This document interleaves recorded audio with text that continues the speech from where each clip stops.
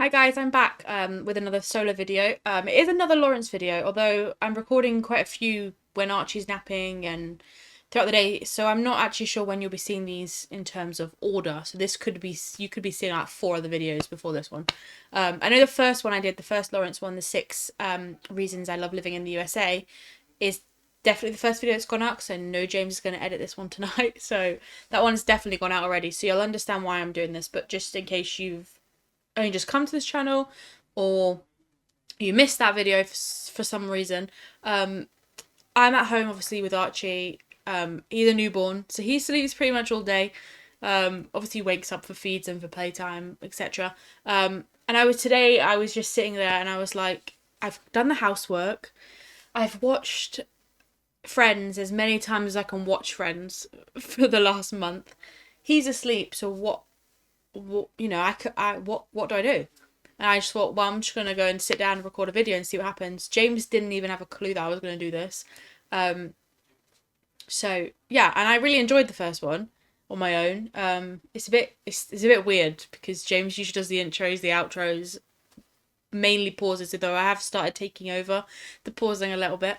Yeah, so I'm here. Just we don't know how long this is gonna last. We'll just go. We don't know how many you're gonna get because it depends on when I got free time. But yeah, so today I'm checking out four ways British and American breakfast cereal is very different. James did do this video a long time ago. That's another thing. I'm only going to be reacting to videos that James has done by himself. The new videos we will do together still. Nothing changing with our channel in terms of our reactions. Yeah, and if you want to check out James's video that he did on this, it's going to be in the top link in the description. And Lawrence's links are all in the description as well. And James usually does this, so I'm rambling, so let's get into it. Four ways British and American breakfast cereal is very different. A year later, it was, and Kellogg's learned a very valuable lesson. We, the British, will moan you under the table and then moan about the table. Hello, I'm Lawrence and I'm on a quest to uncover all of the memos that Britain and America lost in the pond, and one of those memos pertains to cereal. Given that Britain and America are divided Let me know by your favourite cereal in the comments. I don't really eat cereal. If I do eat cereal, it's Coco Pops or Weetos. There's only the two cereals that I will pick. Growing up, I did eat cereal, but I don't really eat breakfast anymore. To be honest, I don't really have time for breakfast. My day usually starts at 4 a.m. and then at the last 4 weeks anyway, it started at 4 a.m. and then I don't think I'm eat until I maybe have I had a piece of fruit today at 11:30, and then James comes back for lunch. So today I managed to have lunch in his hour, have lunch and shower, which I thought was amazing. an unfathomably large ocean. It's inevitable that there will be differences between our food brands, and cereal is no exception. Just a cursory glance at the shopping aisles of both countries will highlight perhaps hundreds of such memos. Now, I could spend this video talking about all of the wacky cereals that I never experienced until I moved to America, and to some extent I will, but chiefly this is a video all about same or similar brands that are marketed differently on either side of the pond. Okay. And so without further ado, here are four ways that British and American cereal is very different.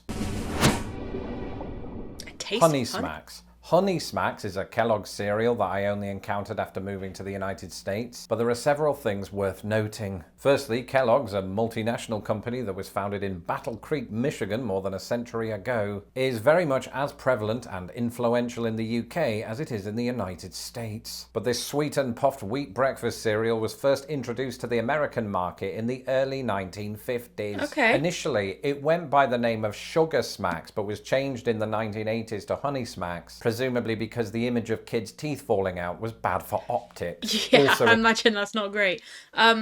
I'm not really a fan of honey. I don't know, I can't get my head around it. I don't know if it's because it comes from bees or I don't know. I can't come to like it. I don't know why. Because I don't actually think I've ever tried it properly. It's just the idea of it, I think, kind of, I don't know, makes me feel weird. I don't know how many honey cereals we have in the UK because I'm not I'm obviously not interested in honey. I feel like we do have Cheerios, but a honey version. But I can't. Are they called Honey Loops? I can't remember what they're called. I can't. It might come to me probably by the end of this video. In the 1950s, the UK launched a rather close equivalent. Sugar Puffs, a popular cereal. We have Sugar Puffs. That's what they are. But they're not Cheerios and they're not Loops either.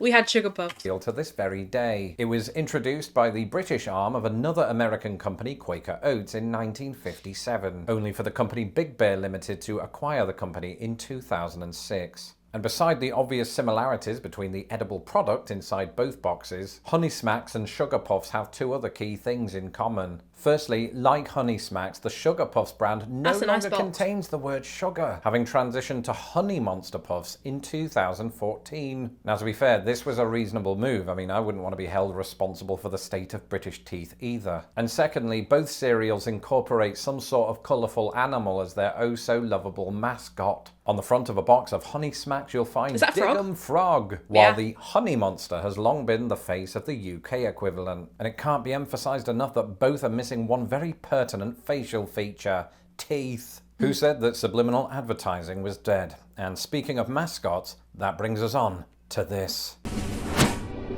Lake, rattle, it's official. and roll. The Kellogg Company has been systematically colonizing the world's breakfast tables, one anthropomorphic animal at a time. But more on that in a moment. You see, there's one popular cereal whose mascot remains the same on either side of the pond, even if the cereal's name does not. I'm talking about what Americans refer to as Kellogg's Frosted Flakes. Frosties! But we do have the tiger. The tiger is on our boxes too. We just call them Frosties. Launched in the US in 1952 as Sugar Frosted Flakes, these sugar-coated cornflakes once again dropped the word sugar in the 80s. And here's a weird fact: in the United States, the term Frosted Flakes is legally considered so generic that it cannot be trademarked. This is why you'll often see other companies selling products under the same name. If only it had a catchy title similar to Cheerios or Shreddies, you know, like the UK does. You see, in the UK and most Commonwealth countries, the same exact product is known as Kellogg's Frosties. Now, even amid the name's evolution, there's one big cat who thinks they're great. I'm talking, of course, about my cat, who often likes to dip his paw in the milk, but also Tony the tiger, who's recognised on both sides of the pond. And for somebody who identifies as a mammal well known for their large fangs, he too doesn't have any teeth. Now, I don't want to point fingers, but are we absolutely sure that Kellogg's isn't testing their products on 2D animals? Well, here's an idea. Let's ask Toucan Sam.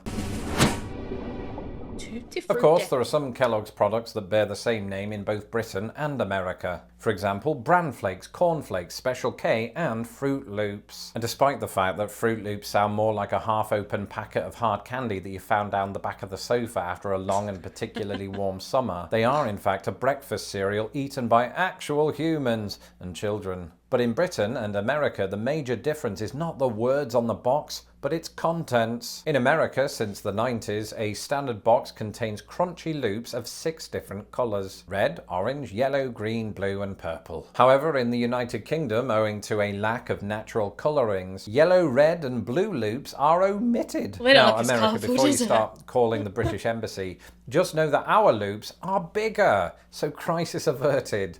Or exacerbated. Of course, in both countries, Fruit Loops wouldn't be Fruit Loops without the appearance of yet another animal, Toucan Sam. And the first thing you'll notice about Toucan Sam is that he too is dentally compromised. And I know what you're thinking. Oh, Lawrence, give Kellogg's a break. After all, actual toucans don't have teeth. And that's true, but they also don't have opposable thumbs, but that never stopped Kellogg's. Now, of particular interest to this channel is the bird's voice. On his first televised appearance, he spoke with a decidedly American accent that sounded suspiciously like Mel Blanc because he was voiced by Mel Blanc. Over time, though, he inexplicably and very pretentiously adopted a British accent, presumably after befriending the Geico gecko, who experienced a similarly baffling transformation. And speaking of transformation, this next cereal has experienced plenty. As a child with a sweet tooth, I was always a bit of a stickler for cereal that turned the milk brown. For me, none achieved this more supremely than Kellogg's. Yeah, I was one of those kids that said they hated milk, but I like the chocolate milk that the cereal makes. Yeah, It used to drive my mum's crazy. Coco Pops. For the uninitiated, Coco Pops are basically a cocoa-based version of Rice Krispies. But after moving to America, I quickly discovered that this was not the case the world over. In the United States, where the cereal was first launched in 1958, the same product is called Cocoa Krispies. Okay, I like fine, it. so they have different names, so what? Well, in my lifetime, both versions differed even more differently than they'd ever differed before. You see, in 2003, in an effort by Kellogg to unify both Cocoa and Rice Krispies, the US version was changed to Cocoa Rice Krispies, and I'm going to stop rolling my R's now. However, presumably because executives really missed the pleasing alliteration of the whole thing, it was changed back just 3 years later. But before all of this, a similar rebranding in the UK brought the entire country to a standstill. In February 1998, the British arm of Kellogg's changed the name from Coco Pops to Choco Krispies. And I remember it well. People were absolutely outraged. If Twitter had existed back then, hashtag justice for Coco Pops would still be trending today. It got so bad I that love sales Coco of the Pops. cereal absolutely plummeted. And a poll of over 1 million people found that 92% of Brits wanted that name changed back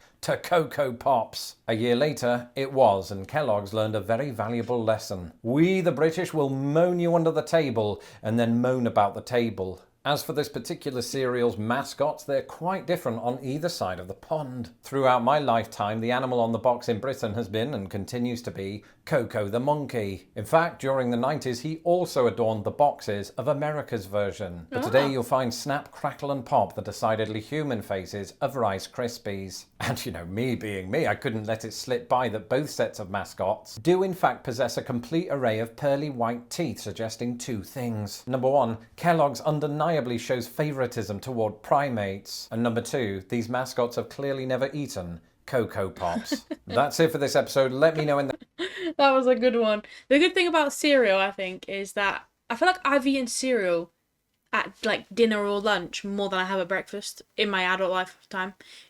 You can actually eat it whenever. You don't have to eat it in the morning. Coco Pops, it's the best cereal. Let me know your favourite cereals in the comments below. If you want to check Lawrence out, link is in the description, and have a fantastic day.